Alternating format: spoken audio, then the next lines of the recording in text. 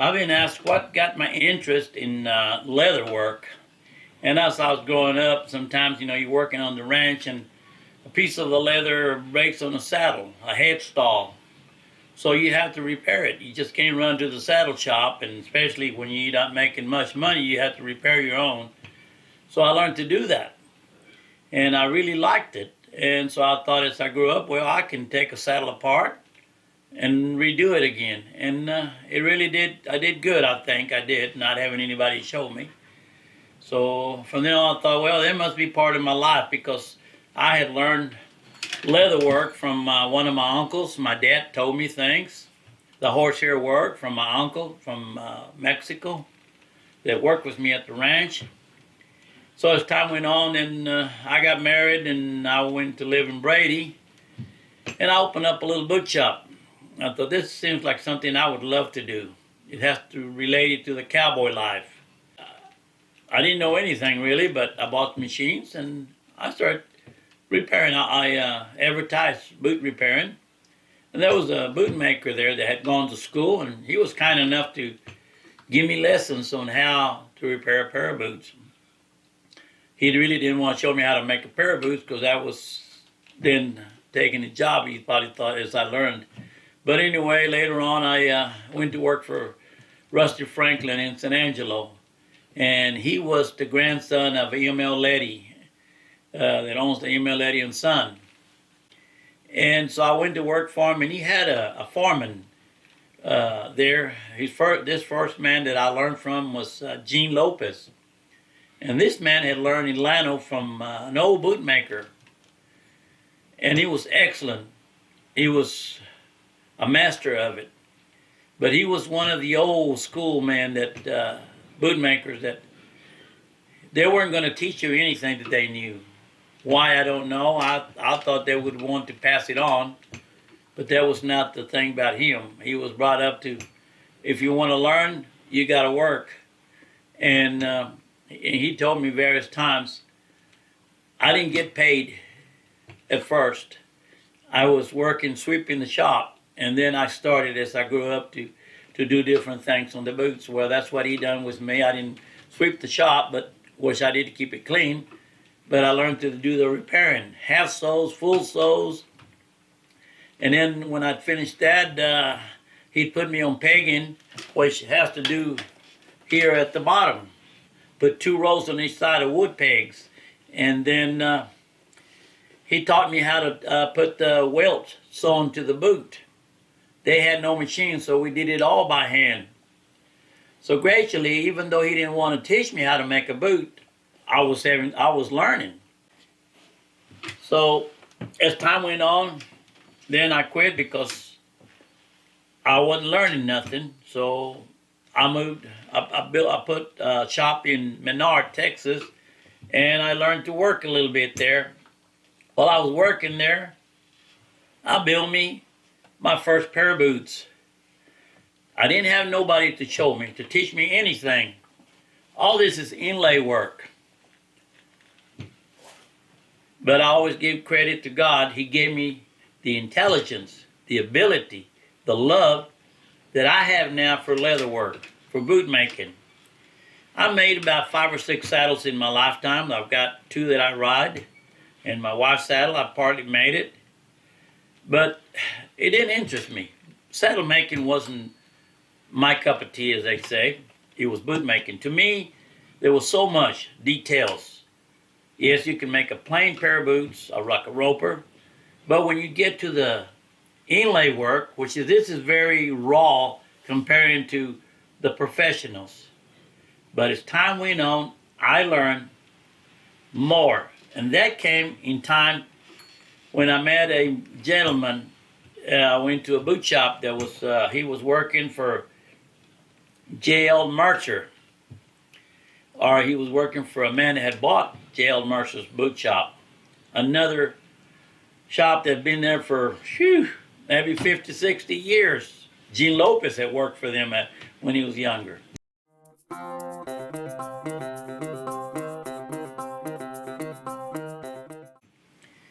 And Ramiro taught me how to start a pair of boots.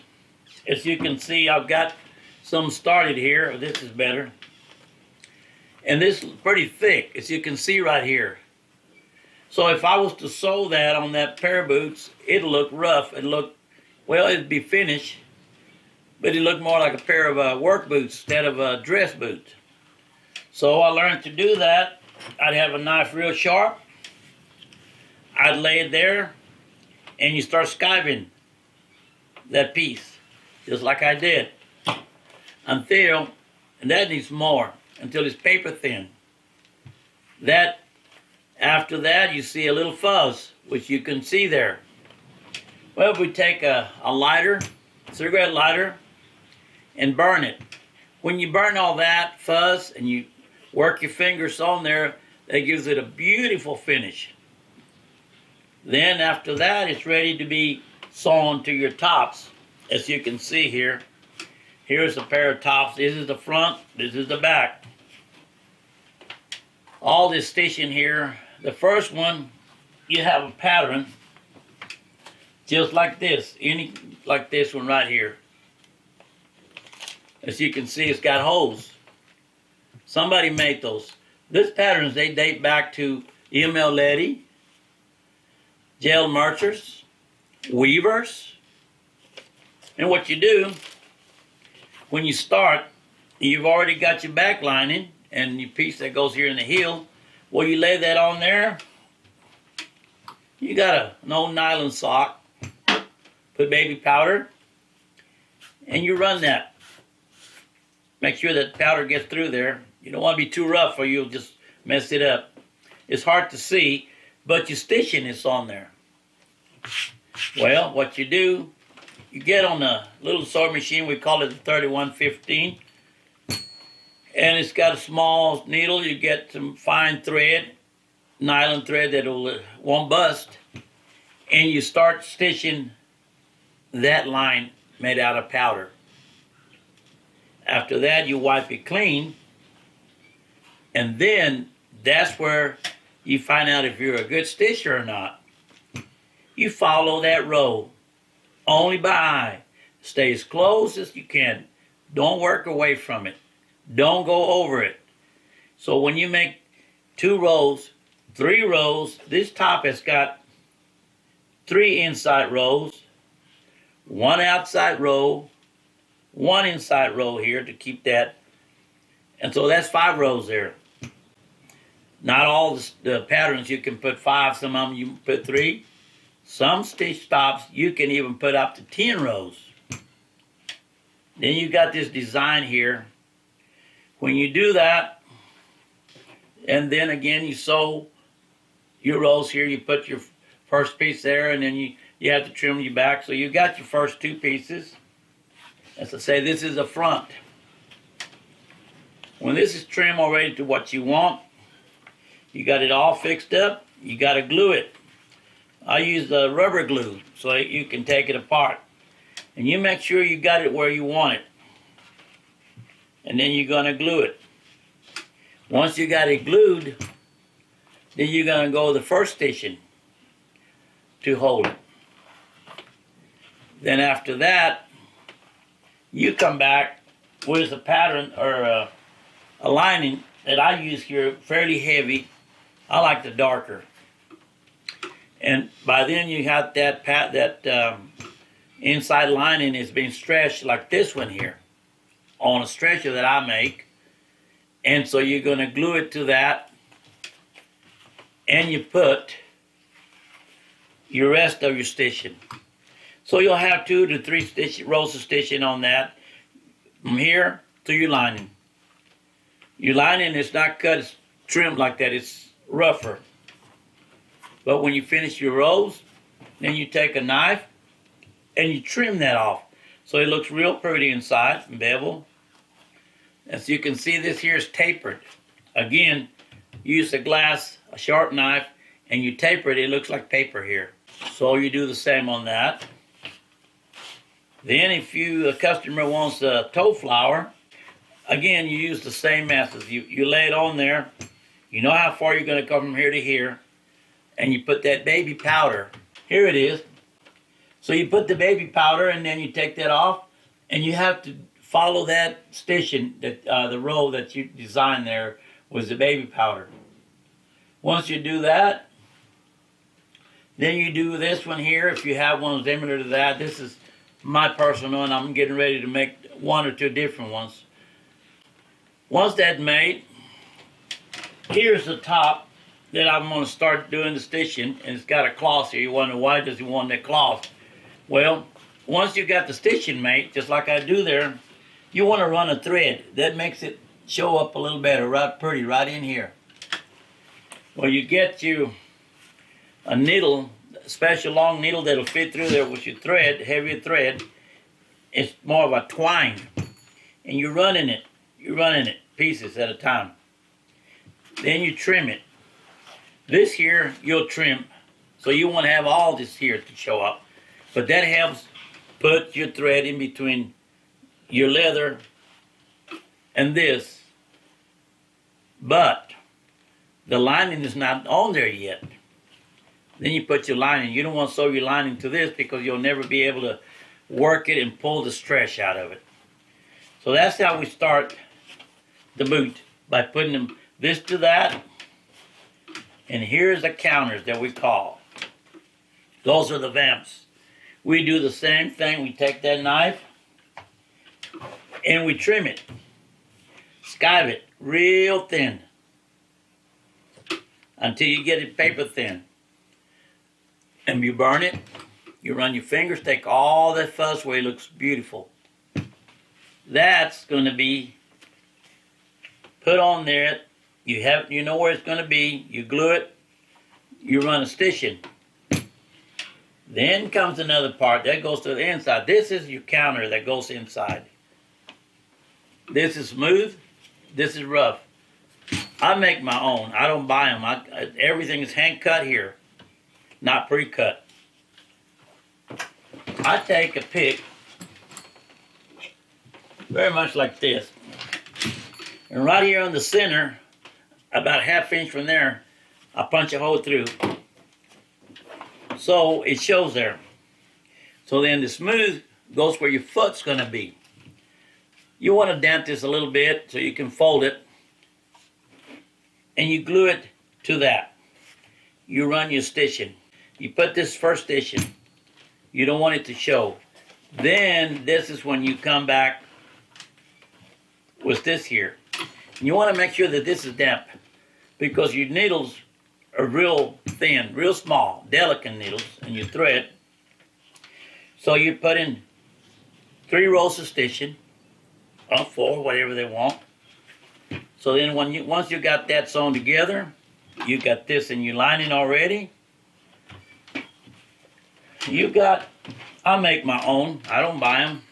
What I do, especially if all my tops are the same, those are white. I can buy them white, or I can make them. I take out the same leather.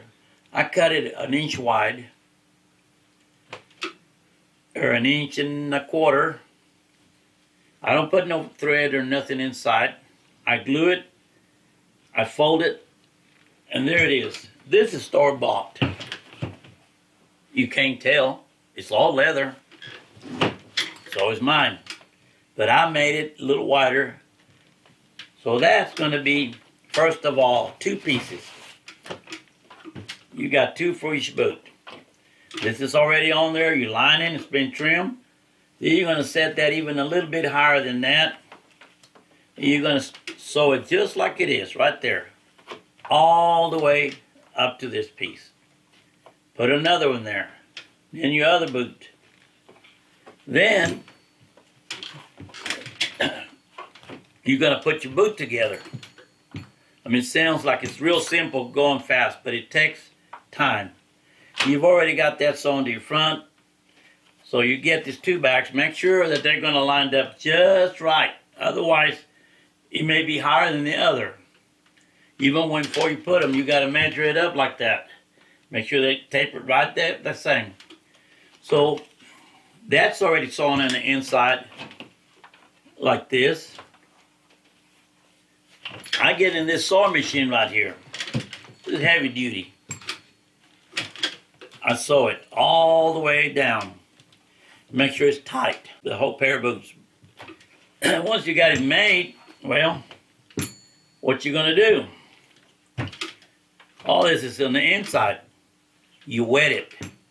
I don't have anything to pull them by any other way, so I put them in water. 10, 15 minutes, as long as this is wet. And the softer the tops are, the easier it's going to be. Something with inlay like this work is going to be harder, so you want them to be wet. What you do, you start folding them inside. Inside. Make sure they're wet because you're going to tear up everything if it's dry. That's why you want this wet too. It'll give. Before you know it, you got your boot. Just like that. Your front vamps, your counters sewn together. Now, you've trimmed it from the inside. Before you do that, you hammer it a little bit, and you're going to see this side seam. Real pretty right there. Well, by then, with you, I'm working, this is my last for my pair of boots. I've already got my last ready. As you see, I'm adding right here. I use a double D. This is a 6D. I use a double E. This is a 6E. So it's a little bit shorter. I have already fixed it up where I've added, as you can see, leather to make my square toe. It ain't finished what I want. But if I needed wider here, I can add a piece of leather here or here. You don't always, this is the last part you want to put leather. Always your outside. It throws it, this is the way your foot is made. Goes around, as you can see there. Once you got all that, and this one here, I'm going to make it a little higher. I'll get me another piece of leather and glue it over. Taper it down real pretty. This square toe is not going to be like some of them you see nowadays. This is the old-timey. It's got an underslope to it. So it's going to have that. It's going to be real pretty right in here, built real nice. So once I got the last to fit, if I need to add more here on the high instep and the heel measurement, well, then I add leather right here. Once all that's ready to fit my foot, out of some heavy leather, I can either buy them cut, pre-cut, or I'll cut them out of some good leather. I'll damp it a little bit. I'll set my boot like that, and I'll run a line on it. And I know how big it is. I'll trim it not too short. So I'm going to wet it to give, and I'm going to form it to this here. So I know it's kind of hard to see, but I've got holes where my wood pegs go. If I was making a roper out of this last, my welt, here it is, would come from the back up here. You pass it on a little bit. You're going to go all the way around out to here. So I've got to remember, I'm going to make me a cowboy boot with that arch right there. A roper is different. It's this whole thing straight, all the way to the back. So I'll put a piece of leather in there. That's my instep leather, where I'm going to be stepping inside. You got that ready, trimmed. Then you got to come back up here and cut a line straight. Then you cut in a bevel, and you pull that little leather out of there. That's your channel. That there, unless you have a machine, you don't have to do that. It does it itself. You have two wire needles that I use. I've seen some boot makers in Mexico. They can't afford that, but I'll tell you what, they'll take some fishing twine, that nylon, and they'll make their needles out of that and tie their string. I use a wax thread that is not going to bust. It's not going to ruin with water. Moisture is not going to ruin. It's waxed already. I take an awl, and I'm going in between that channel. My vamp's already on there. It's been already trimmed. My inside vamp's already on there. Everything's ready. So I'm sewing this to my instep leather, inside leather right here. So your wells are going to be tied to that. Not one who's glued. Nowadays, a lot of the boot makers buy a ribbon. It's as wide as this. It's got glue. So, to me, it's not boot handmade. But so you go and you've got this wet. You're going to sew it all the way around. You leave it till you get all that done. Once you got that done, you trim it. But then you start adding. You make a filter, a filler that fits in there. I make my own out of a piece of leather. Then I use a pretty heavy nail that goes in here. You can buy the metal shanks. That's not very good. It'll break, especially if it's a work boot. It gets wet. I've seen them. They bring them to me, and they're broke. They're real thin.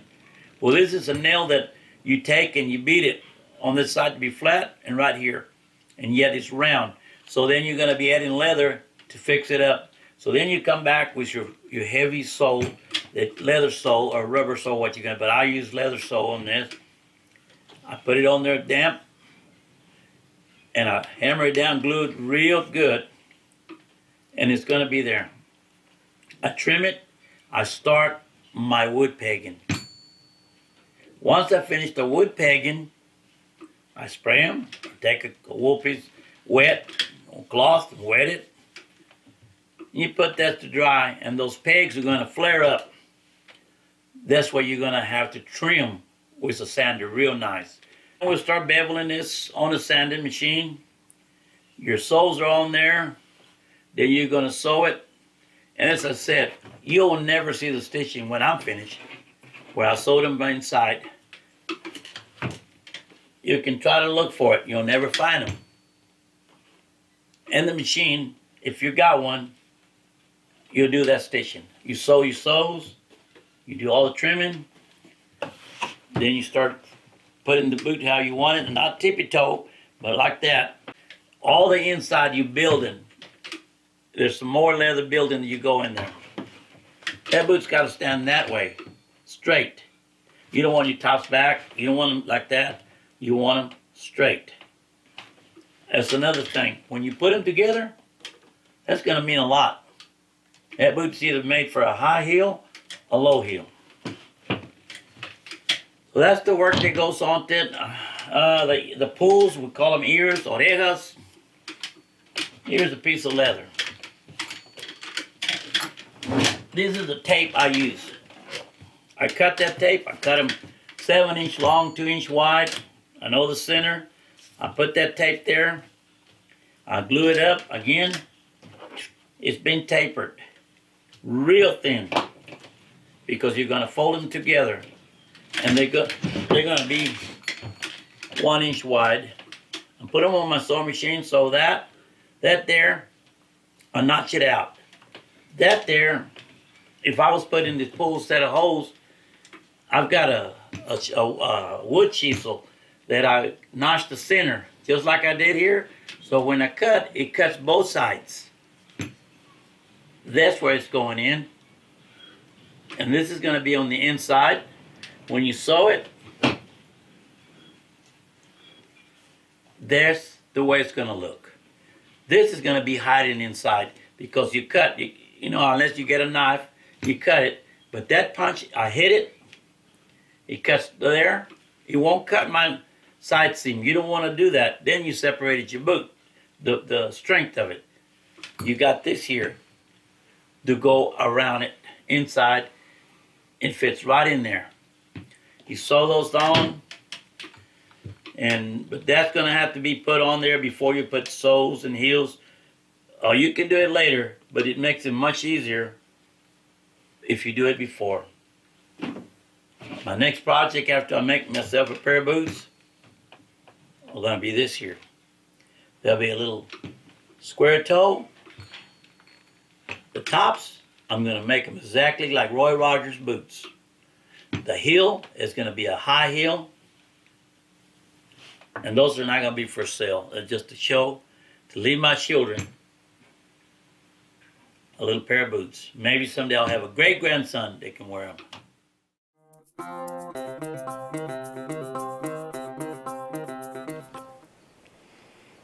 Concho County, this county I was born and raised, was one of the biggest Rambouillet sheep industry. It raised more sheep than any other county for many years.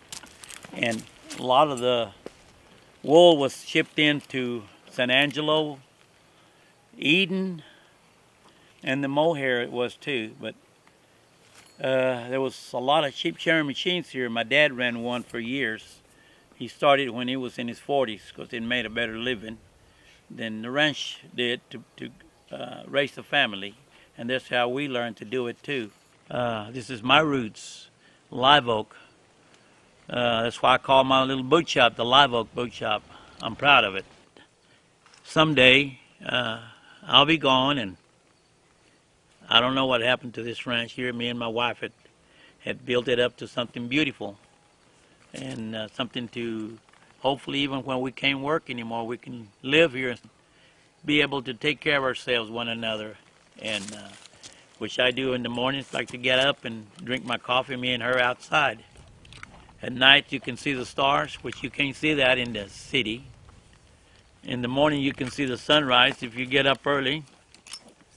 And if I feel like it, I can go out there and light up my fire next to my chuck wagon, and I can make homemade biscuits, cobblers, anything. I can cook it. I'll challenge anybody. I may not be the best, but I guarantee you won't go home hungry.